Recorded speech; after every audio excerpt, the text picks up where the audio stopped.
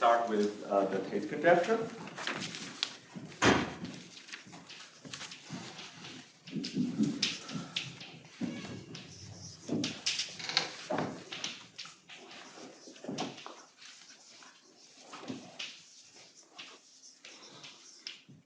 So let K be a field which is finitely generated over Fp or Q, and X be a smooth projective variety over K, then the conjecture says that if you take the Chern class map,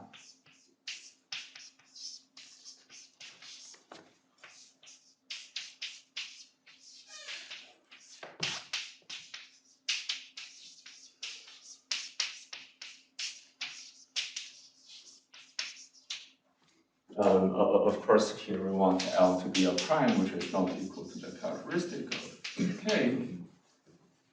This is surjective.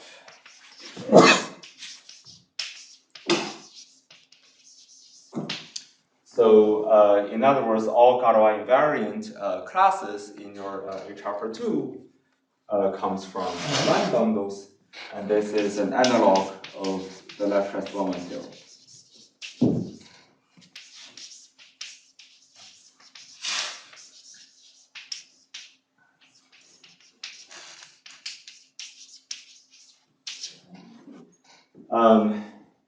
Of course, there are higher dimensional generalizations of the Tate conjecture. I have to say that I'm neutral to, for example, Kontsevich objection to the Hodge or Tate conjectures for higher coordination cycles, but hopefully I'll convince you that one should believe this in coordination 1. I mean, for one thing, the Hodge conjecture in coordination 1 is trivial. No, it's not trivial. It is. Yeah. All right. So now let me return to the BSD conjecture. If K is a finite field and C is a smooth proper curve over K, and let K, a capital K, be the function field of the curve, and E be an elliptic curve.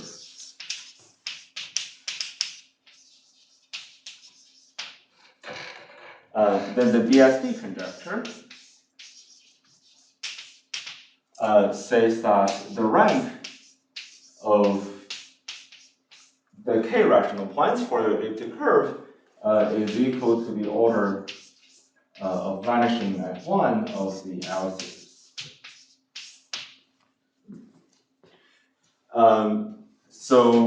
So how this is related to the Tate conjecture? Well, you take your elliptic curve over function field and then you compactify this. Then you get an elliptic surface over a base curve. Then it is known that the BSD conjecture for your generic fiber is equivalent to the Tate conjecture of the surface. So there are a few ways to see this. My favorite way to see this is that the Tate conjecture is equivalent to the finiteness of the Brouwer group. And the BSD conjecture is equivalent to the finiteness of the Tate-Schafer-Rivich group.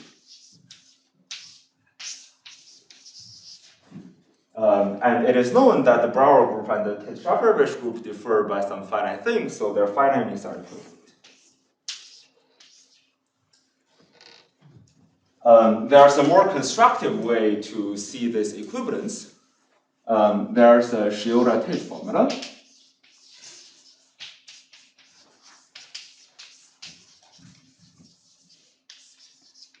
Which in particular says that the narrow Savara group of your elliptic surface admits a surjection to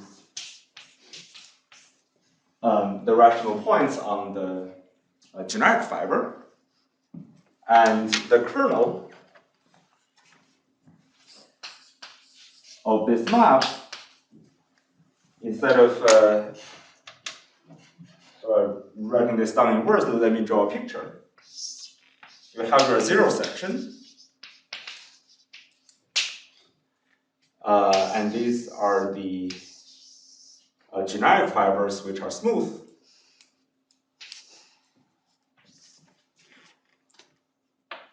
Sorry, I should have.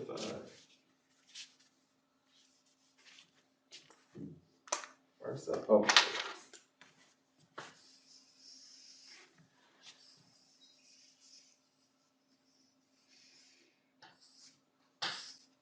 Okay. So you contain the class of your zero section, the class of a smooth fiber, and then you contain the classes of those irreducible components on your singular fibers which do not meet the zero section. That is the kernel of this map. On the other hand, you can compare the L series with the zeta functions of your surface, and then you give a constructive way to show that the two conjectures are equivalent. So this is how I want to motivate why we care about producing line bundles. For one thing, it's relevant to the Tate conjecture. For the other thing, over the function fields, it also gives you a way of producing rational points on elliptic curves. So it's very arithmetic in nature.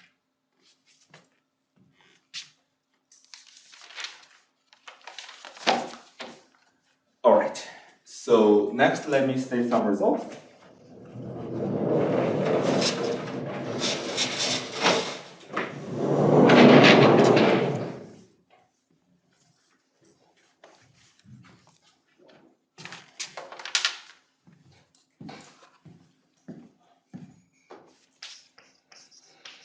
And this is by a paper by Hamacher, me, and Hamacher and Zhao. Xiaolei is sitting in the audience. And there will be an upcoming work by Hausdorff and me. So if the genus of the base curve and the height of the elliptic curve are both equal to 1, and the characteristic of your finite field is at least 13, then the BSD conjecture holds.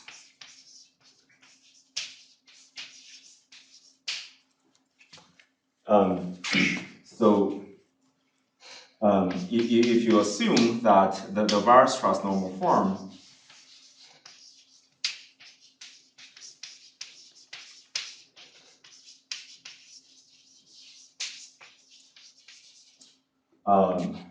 of E is smooth, then P at least 5 is enough. So let me recall that the height of the elliptic curve is the degree of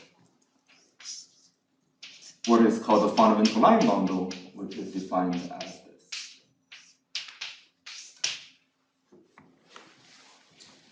And the Weierstrass normal form of E is something like the canonical model of a surface of a general type. So generically it is smooth, but on some coordination 1 boundary, on your coarse moduli, it is singular. So in order to improve from this, which is the paper by last year, to this, you need to do some surgery around the singular fibers. So that's a little bit of connection to birational geometry. All right. So before the conjecture is known,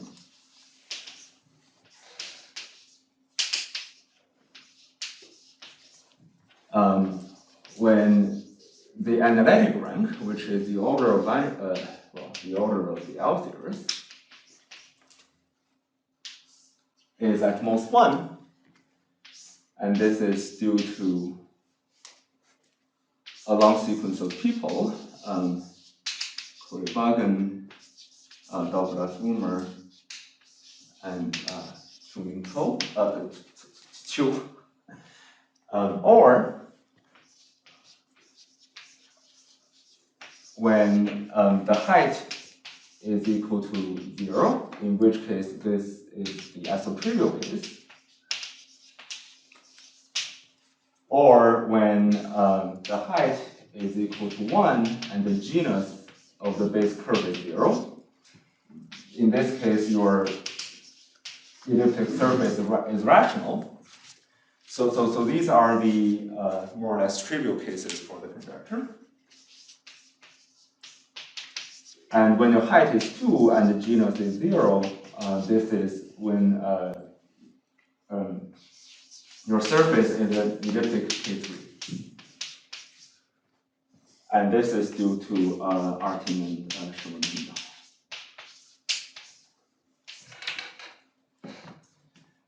So this is so these are pretty much all the known systematic examples of the conjecture, modulo some sporadic other examples. All right, are there any questions so far? Okay, so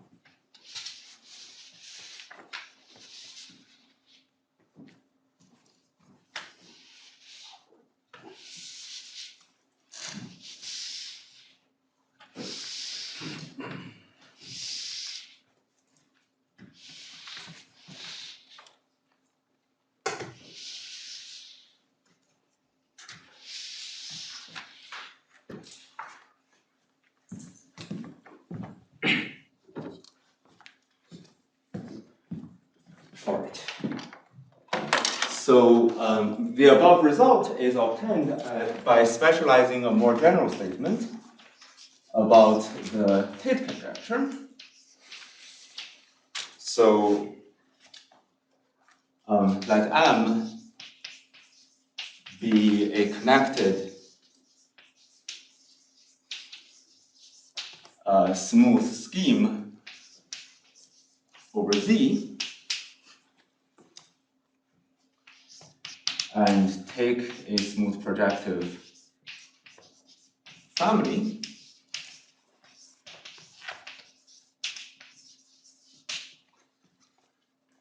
Assume that for some complex point, you have that the Caldera-Spencer map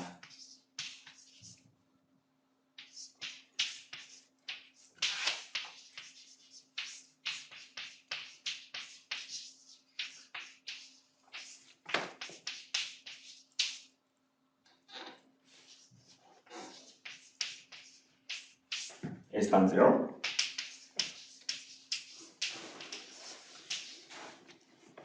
And B, H upper 02 of the fiber is equal to 1.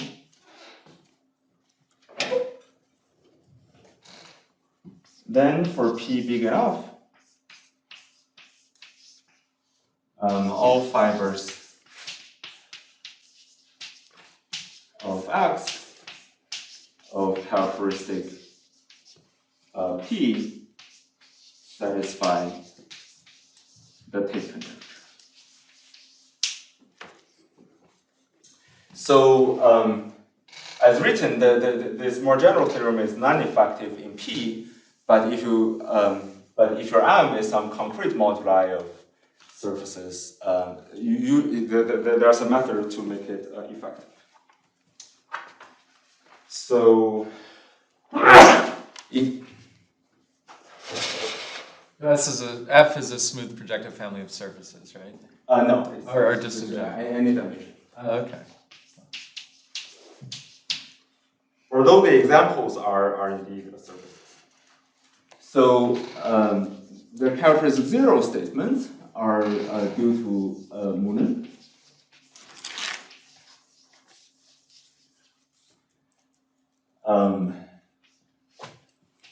And there's earlier work by Tankiv and Andre on hypercater in the hypercater case.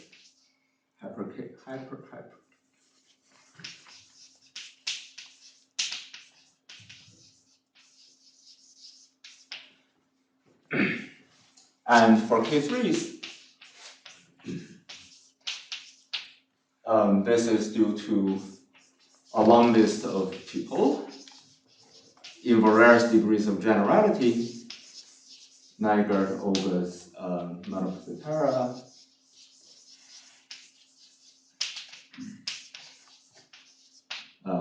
Devish, Moritz, and Farthor-Charles. And a few other people in some special cases. So let me give a sketch of the basic idea.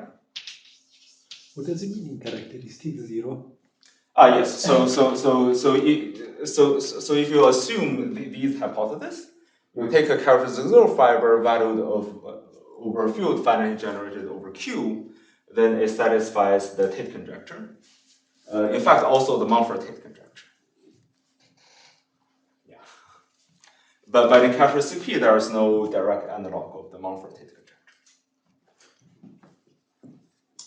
So here's a basic idea, which is my interpretation of what Kirti Meadows-Perra did. So assume the following.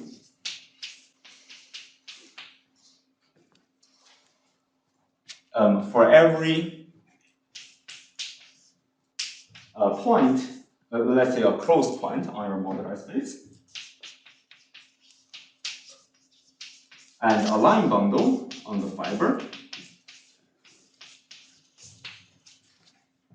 there exists a p-adic DDR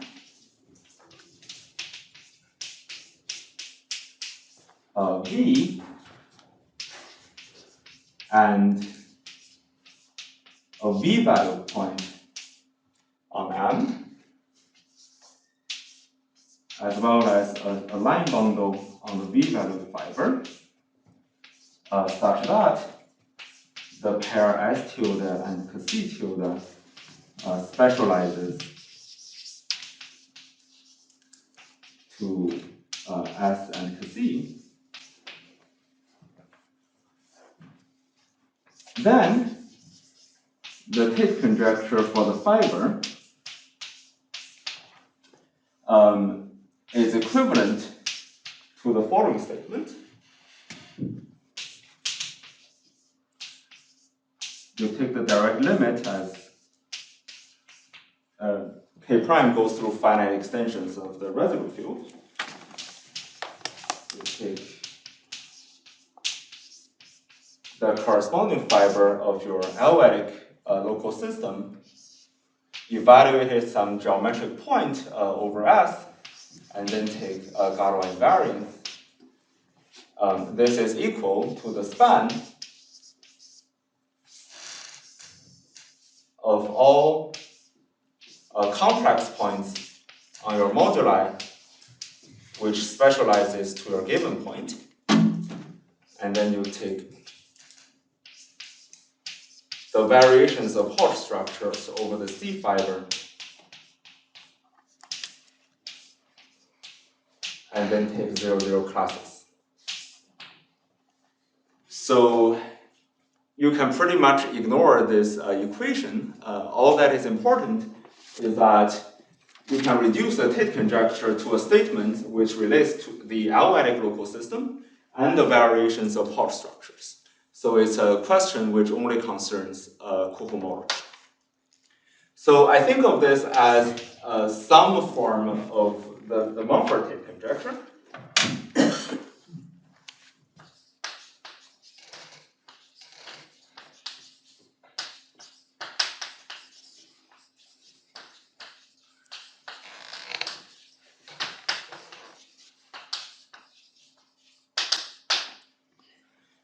In the sense that it's a statement which relates the L-adic local system and the variations and Hodge structures.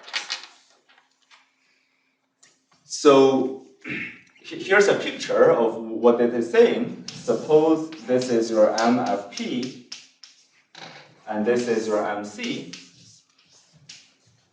This is your S. Consider all the possible liftings of your S to the C fiber and take 1-1 classes on your variations of Hodge structure. Specialize your 1-1 classes to a special fiber in characteristic P, then you span all the Tate classes at S. So that's what this is. So I'm trying to be a bit brief on this result, which comes from last year, and say more about the new thing, but I wish to do this some proper justice. All right, so what you do from here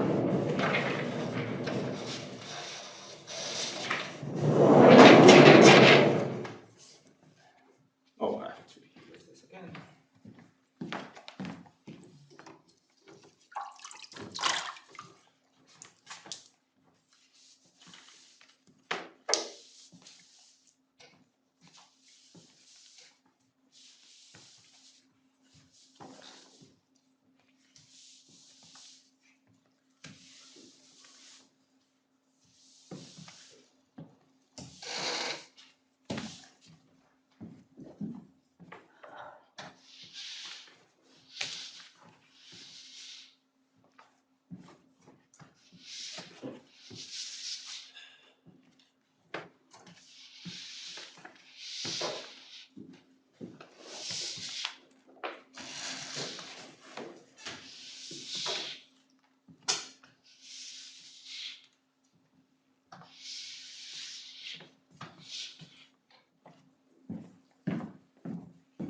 So it's saying that if you like have a line bundle on all characteristic 0 sort of generalizations of your point, then, or Second? it's saying what does it say? It's if it's sort of you have a line bundle then on all of or you take the span of all of the like C1 of line bundles on a characteristic Yes. 0 Yes. generalization. Yes.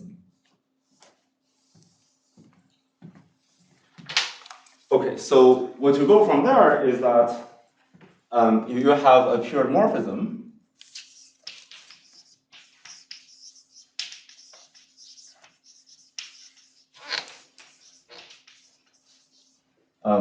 Rho from your moduli space to some Schmal variety.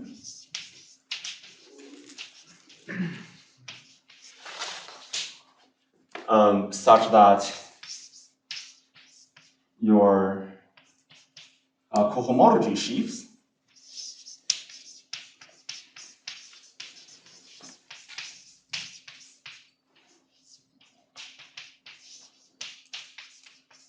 are both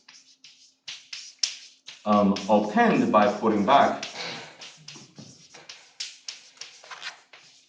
of the automorphic sheaves on your Schmal variety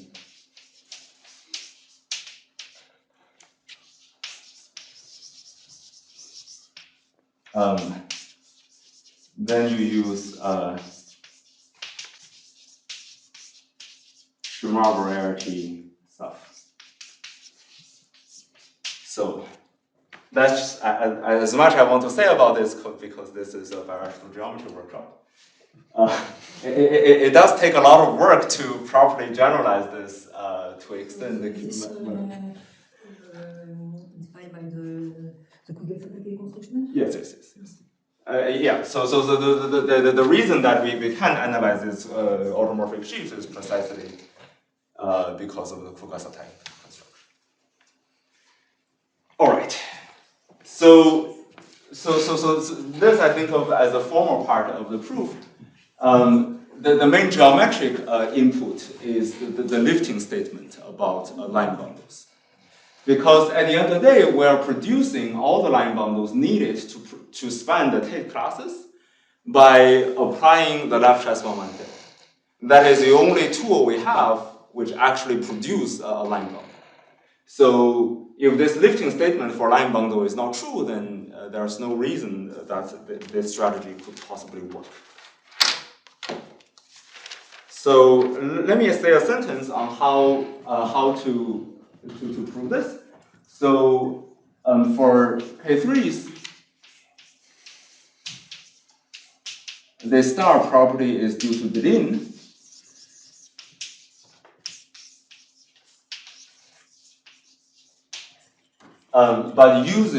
But requires a row to be etal.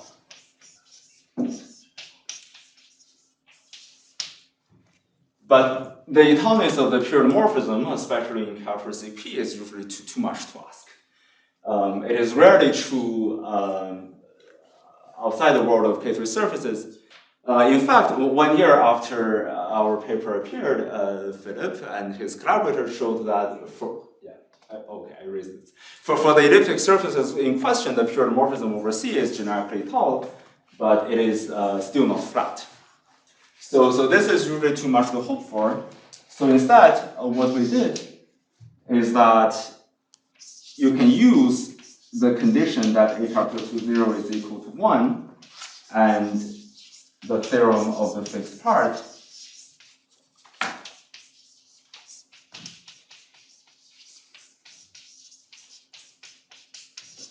to reduce to showing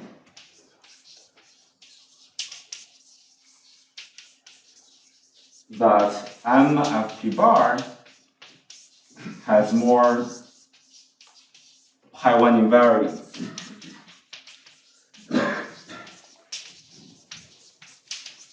than its C fiber. So the point is that after doing so, you have reduced to a statement which only concerns the topology of your moduli space, and you can then analyze the topology of your moduli space. Which is a much softer question than trying to figure out the image of the period morphism, which is a local Schottky problem. And this is famously hard. The local Schottky problem is a kind of problem that if it is not trivial, it's hard to say anything about it. All right, so that's as much as I want to say about the work from last year. So this is a good motivation to ask to what extent can we generalize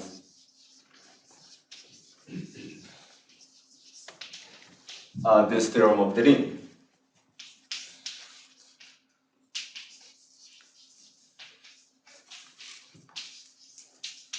Namely, you can always lift your line bundles in characteristic P to characteristic 0.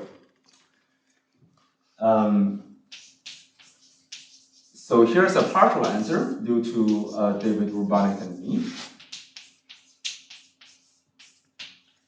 So suppose that your S is a smooth scheme over Z,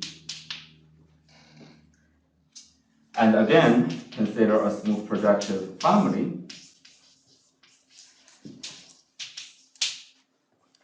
assume that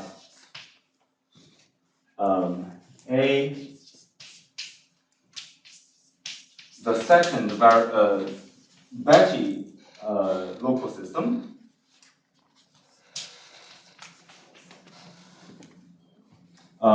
has monogamy group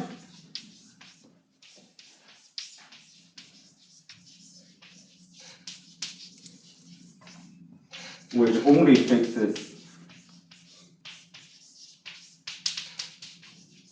some polarization.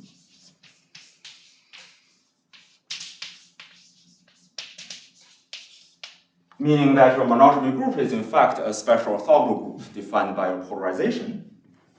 And B, the Codera-Spencer map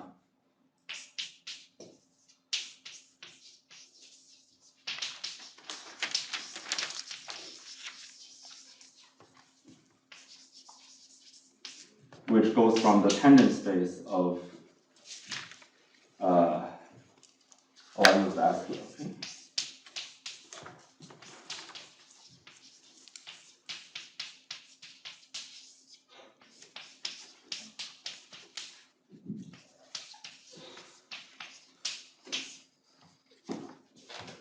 Has rank greater than or equal to h upper 02 of the fiber.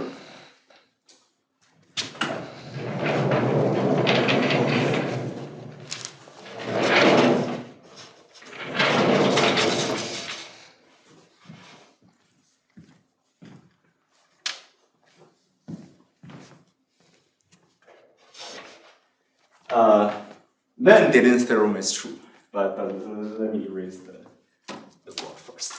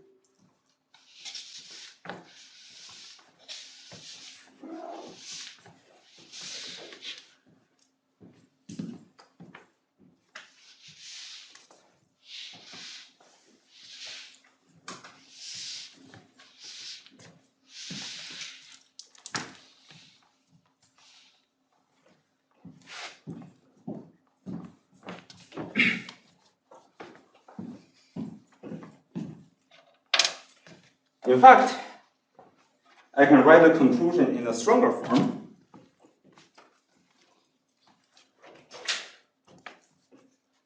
Then there exists a proper closed subscheme of the base such that when you consider the relative Picard scheme,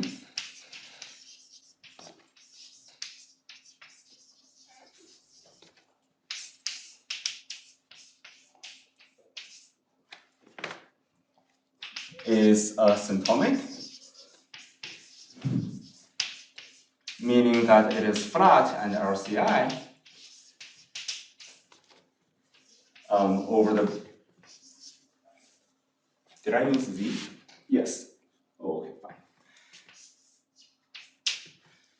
fine. Away from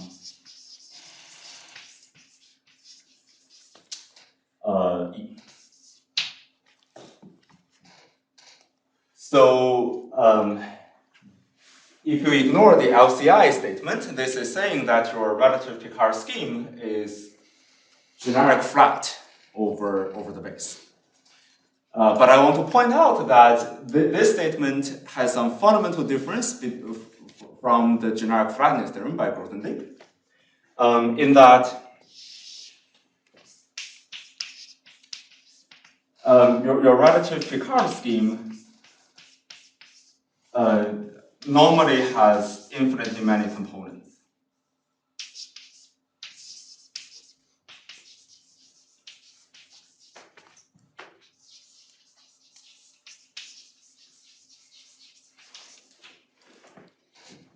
So this is not a finite type. You can apply the generic finiteness theorem to each component, and it is fine. You have some proper closed non-flat locus on your base, but you have infinitely many of them, so a priori there's no guarantee that the Zariski closure is not dense. In fact, it can totally happen for good reasons that that the theorem is false if you do not assume these conditions. So let me give a non-example.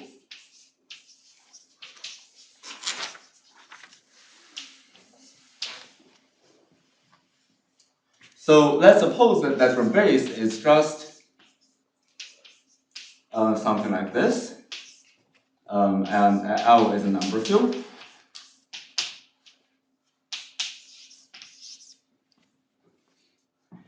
And your X is a K3 surface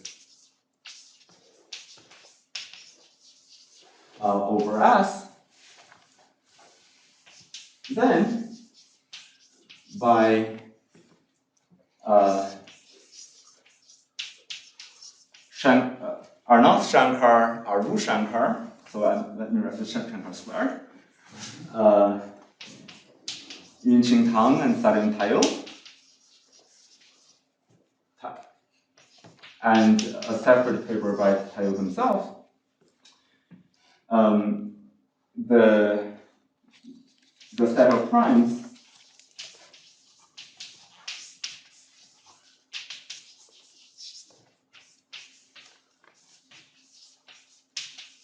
on our base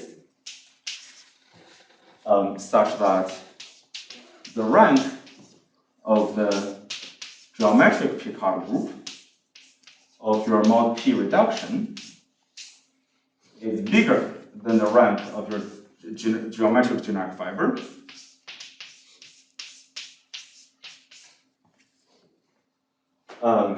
Is infinite.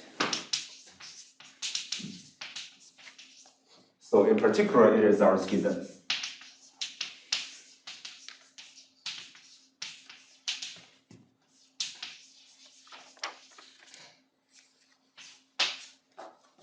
And of course, a key input of the statement, among other things, is the Tate conjecture.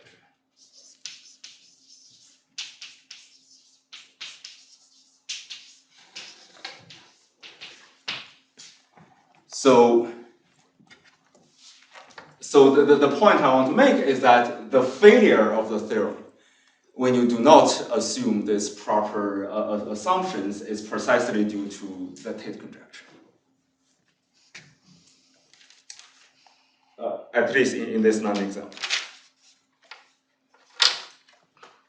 All right. So next, let me try to explain a bit how to prove such things. Oh, sorry. So, but before doing that, let me remark. Sorry. Can you say the last thing again? So what doesn't work in this example? Right. So the assumption would require that your like over the C fiber you have some non-trivial monodromy, right? You don't have any here. Right. You don't have any here, and you also do not satisfy the Kodaira-Spencer map thing. Yeah. All right. So actually, let me give two remarks. So the assumption A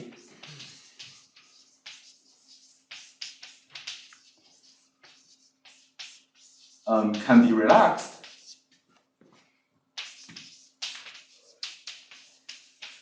in many cases.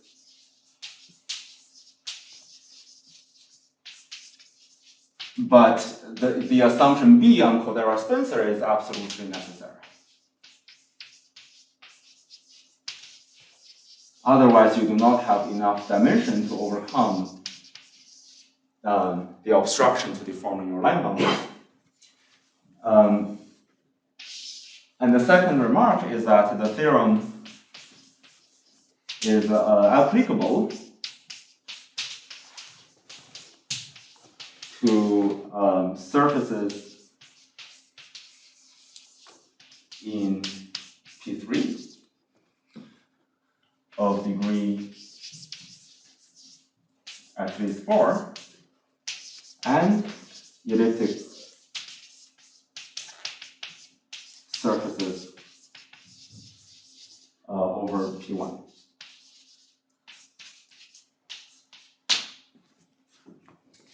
So when your degree is 4, you are a K3 surface. From degree 5 and onwards, you are of general type.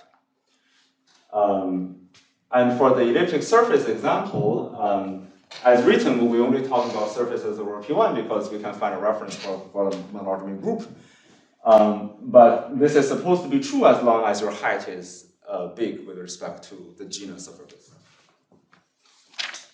So the upshot of proving this statement is that at the end of the day, so let's say if you have any rational point on your elliptic curve over a function field, then you can detect it by some Hodge-1 class on the C fiber. So this partially addresses where to find the rational points. There's this answer by Hodge theory, although I mean we're still far from proving a function field BSD.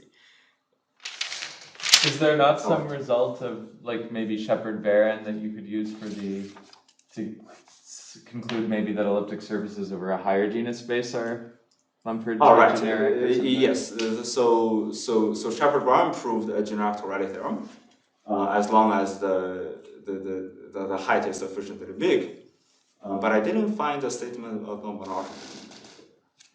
Maybe this is implied by something he did. I'm not sure. All right.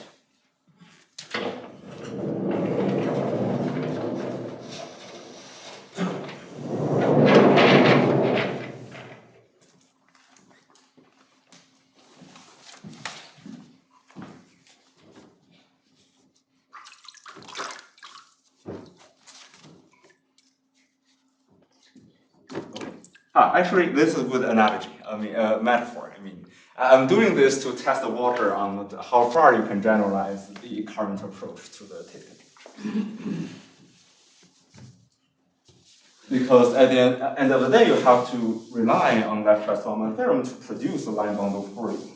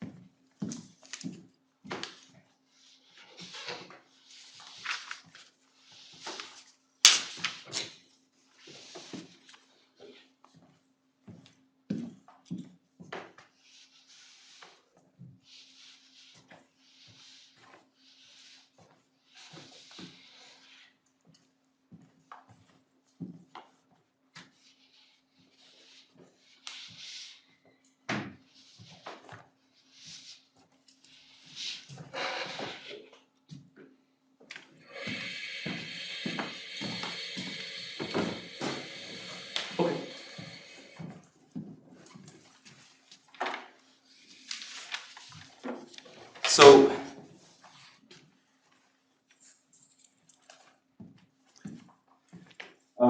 let me introduce the main tool.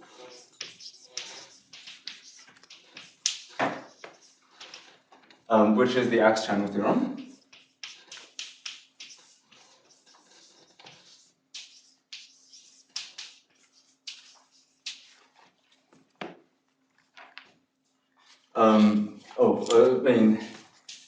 Let me remark that the X-channel theorem was a conjecture by X-channel, and it's a theorem by Tate and Timmerman. I often don't remember whether there's a double M or single M. I think it's a single M. Right? Double M? No, this is correct. Oh, all right. So what does it say? suppose S is a quasi-projective variety over C, and you take some Z BHS, by which I mean variations of Hodge structures. Then you have a pure map from your base to a pure domain of the form D mod gamma. So your D will be some Tate domain,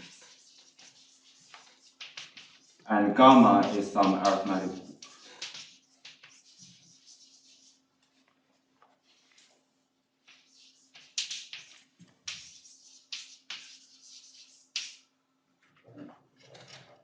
A typical example for such a thing would be the Ziegel half spaces modulo SL2Z. This example is not very representative of the general case, but just to illustrate what it is. Okay. And now, your quotient is covered by D itself, and now let's take B to be a small complex analytic ball.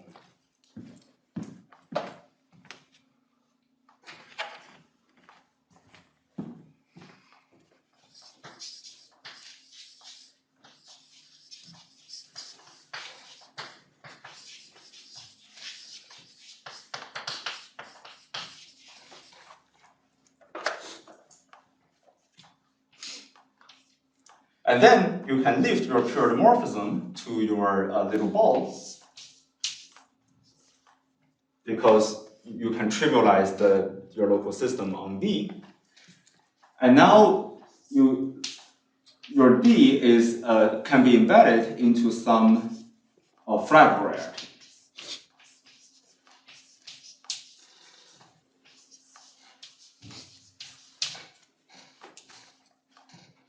And now let's take a closed subvariety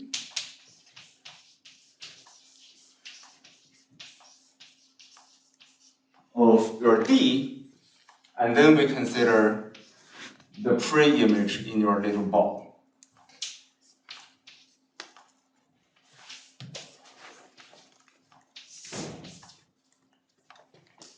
So this is the setup of the X-channel theorem. What is the conclusion? The conclusion is that if the codimension in B of your little pre-image is smaller than the codimension of T in B check, then the image of rho tilde inverse T intersect D in S is contained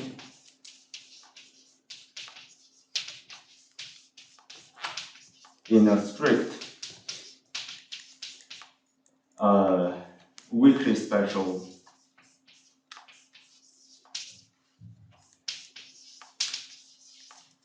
subvariety.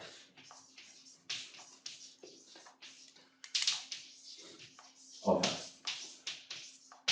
So by strict, I just mean that your subvariety is proper, is a proper subvariety. And by weakly special, the term weakly special means monotony drops.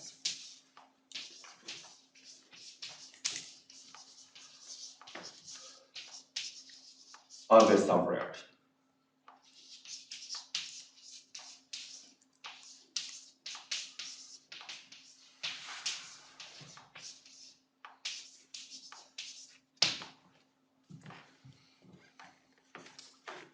Okay.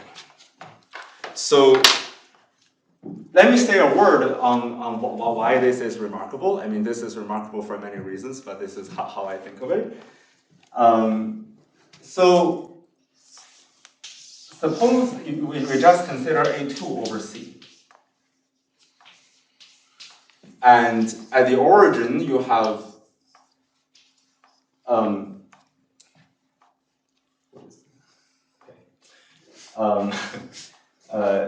this is a germ of, sorry, how to say this? This is a power series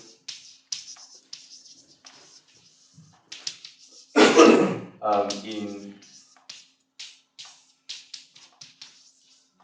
the power series ring with two variables. So I'm giving a picture on what you should think of as this. It is defined by some holomorphic function on a very small complex analytic ball. In general, if you take the RC closure of this, you get the whole thing, the entire A2. And it will be contained in a curve if and only if your power series is in fact a polynomial. So the external theorem is a statement about when a certain object, a priori defined by a power series, is in fact algebraic. Moreover, it not only tells you algebraicity, it also tells you that whenever this happens, there are some topological consequences. Namely, your monogamy drops. So this is not some random subvariety on a base.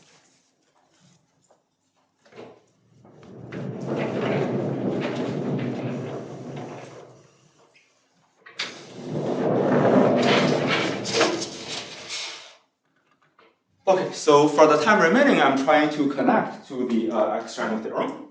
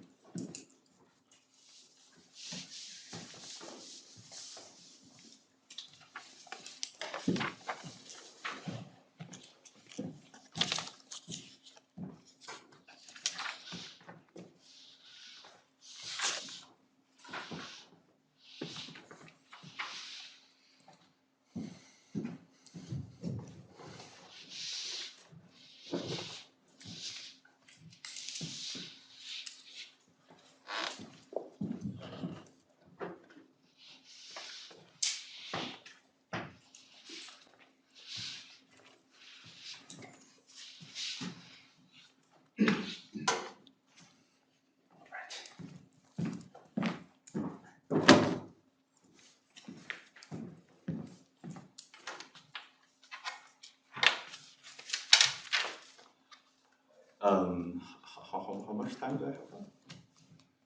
When did I start? You started 5 minutes late, so yeah, Right. take at least, yeah.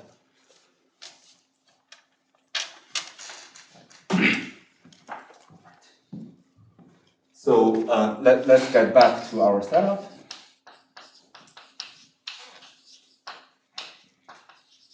When we have a smooth projective family over the base S satisfying some assumption on monogamy and Cordero-Spencer map.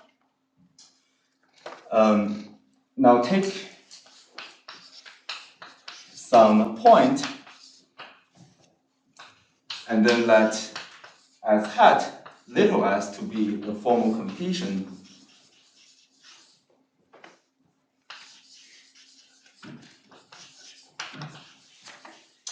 of capital S as little s, and take a line bundle on the special fiber. Then we can consider the deformation space of Cassie, which is naturally a formal subscheme of the formal completion. So this is cut out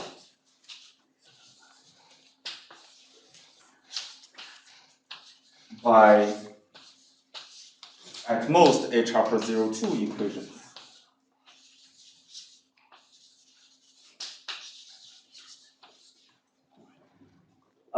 The reason is that H upper 2 OX is the obstruction space.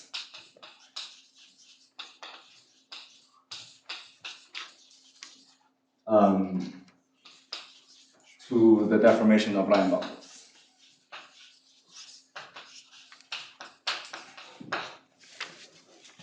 So your formal completion looks like a power series ring over the width ring of vectors together with a bunch of variables. And by miracle flatness,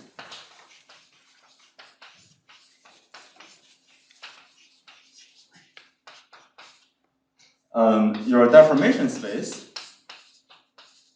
is flat as long as the codimension of the special fiber is correct.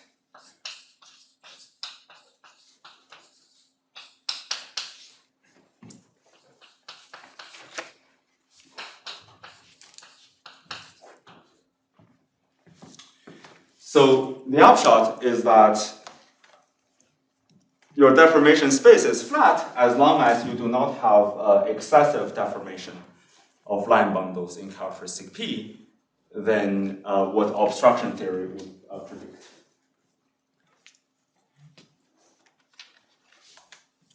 All right. So now we try to construct a subscheme of S which tries to capture those points where this does not happen. Namely, we try to describe the bad locus that we want to bound. So let H be the second theorem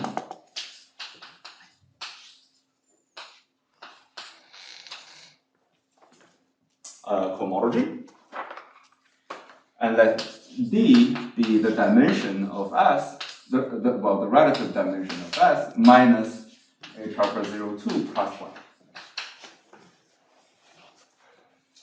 1. For each R, consider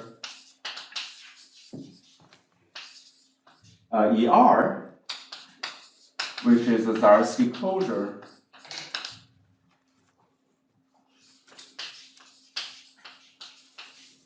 of all points S with characteristic greater than R, such that there exists a morphism from spec KS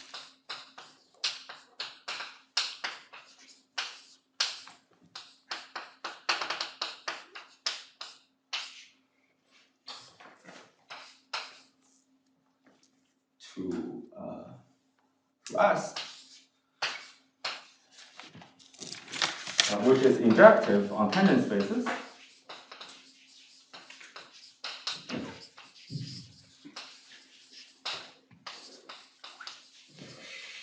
And such that the restriction of your second theorem cohomology has a non-zero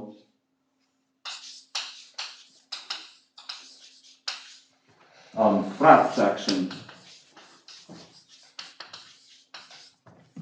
in field 1.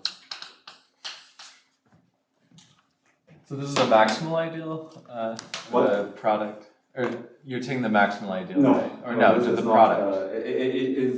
This ideal will be contained in the maximum ideal of this, but this doesn't have to be the whole thing. I only have 2 or 3 minutes left, so I probably cannot explain exactly how this is related to unlike intersection, but let me try to sketch the argument.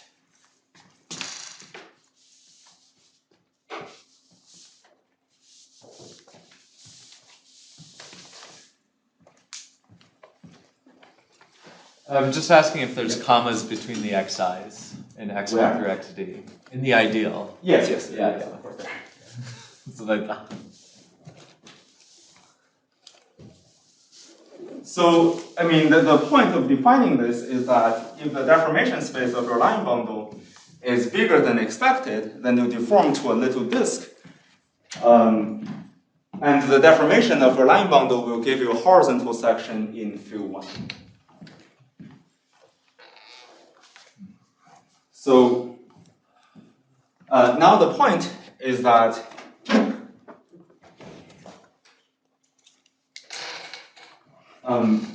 oh, I forgot.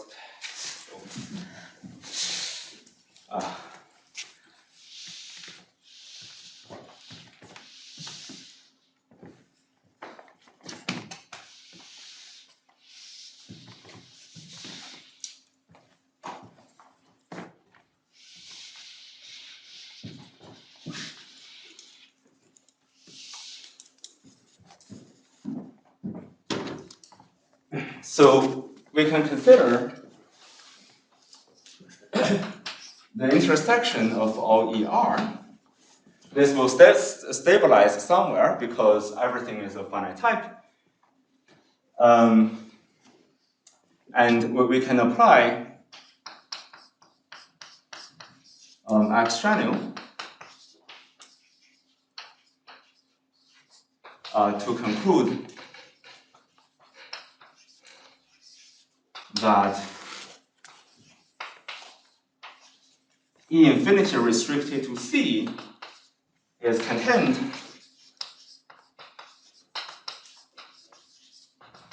in a weakly special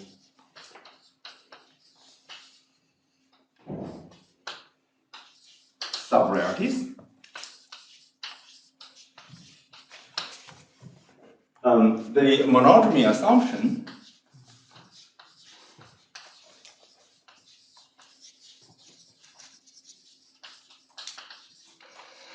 implies that all weakly special subvariety with infinite monodromy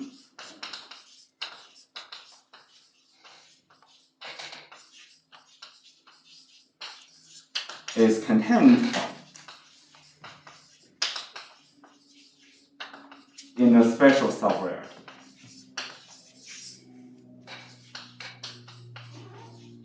So special subvariety means that your Mumford-Tate group drops.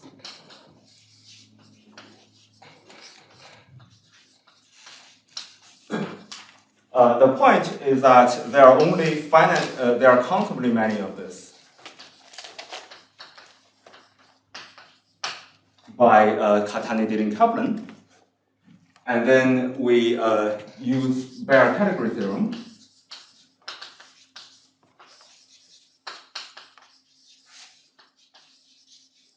to conclude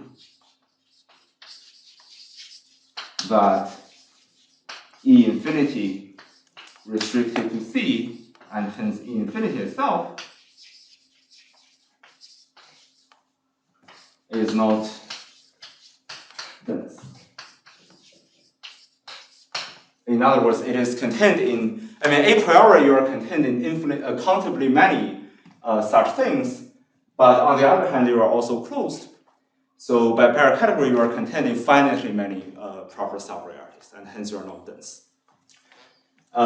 Let me just give a concluding remark to do my collaborator justice. The construction of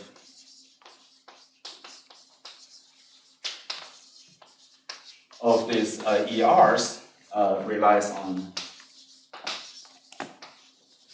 David's jet theory.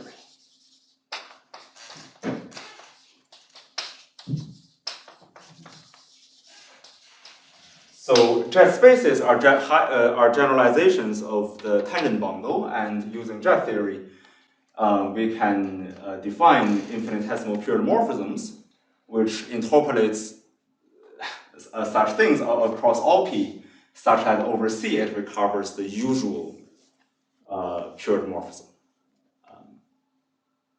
Yeah, so the principle that I want to illustrate is that somehow the rigidity structure, the rigidity properties of the variations of Hodge structures influence how your cycles deform in positive and mixed characteristic, which I find quite mysterious.